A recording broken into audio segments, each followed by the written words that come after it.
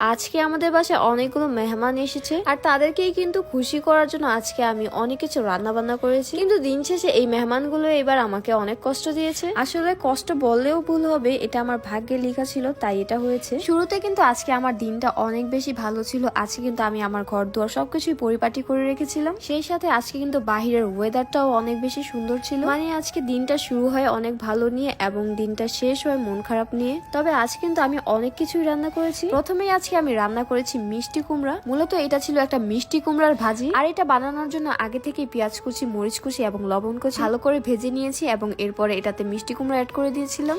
এরপর রান্না করি আজকে আমি ঢেঁড়স ভাজি, আর এই ঢেঁড়স ভাজিও কিন্তু একই প্রসেসে রান্না করেছিলাম। তবে এখানে একটু পার্থক্য ছিল, পেঁয়াজ কুচি, মরিচ কুচি এবং লবণ কুচি অ্যাড করার পর আমি একটু হলুদের গুঁড়ো অ্যাড করেছিলাম। আমার কাছে মনে হয় ঢেঁড়স ভাজিতে সামান্য পরিমাণে হলুদ গুঁড়ো দিলে এটার টেস্টটা কিন্তু আসলে অন্যরকম ভালো লাগে। যাই হোক, সবশেষে মনে হয় লবণ কুচির পরিমাণটা একটু কম হয়ে গিয়েছিল, তাই আবারও অ্যাড করে দিই। এরপর আমি একটা খুব সুন্দর ড্রেস পরে ফেলি, যেহেতু আজকে আমাদের বাসায় এতগুলো মেহমান এসেছে, আমাকে তো অবশ্যই পরিপাটি থাকতেই হবে। আর এই ড্রেসটা পরার পরেই কিন্তু আমার হাজবেন্ড এবং ভাবি বলেছে আমাকে নাকি অনেক সুন্দর লাগছে আজকে। বাই দ্য ওয়ে, আমার পরা এই সুন্দর ড্রেসটা কিন্তু তোমরা পেয়ে যাবে ড্রিম ওয়ে ফ্যাশন এই পেজে। আমি ক্যাপশনে পেজ নেমটা মেনশন করে দিব। আর হ্যাঁ, আজকে কিন্তু আমি একটা স্পেশাল আলুর ভর্তা বানিয়েছি। নরমালি সবাই আলুর ভর্তা বানানোর সময় পেঁয়াজটাকে কিন্তু কাঁচা অবস্থায় দিয়ে ফেলে, তবে এখানে কিন্তু আমি পেঁয়াজটাকে এবং শুকনা মরিচটাকে আগে থেকে ভেজে নিয়েছি। এইভাবে আলুর ভর্তা বানালে কিন্তু এটার ফ্লেভারটা অন্যরকম লাগে এবং খুবই মজার লাগে খেতে। আর আজকে কিন্তু আলুর ভর্তাটাকে আরো বেশি মজার করার জন্য অনেকগুলো সরিষার তেল অ্যাড করে দিই। আমার কাছে কেন জানি মনে হয় আলুর ভর্তাতে বেশি পরিমাণে সরিষার তেল দিলে এটার টেস্ট আরো বেড়ে যায়। তো বলতে না বলতে আজকে কিন্তু আমার রান্না বান্না সবকিছু একদমই কমপ্লিট। এখন শুধু সবকিছুকে ভালো করে পরিবেশন করার পালা। আর হ্যাঁ, আজকে কিন্তু খুব মজার একটা স্পেশাল ডাল বানিয়েছি। নেক্সট এই মজার ডালের রেসিপিটা আমি তোমাদের সাথে শেয়ার করব।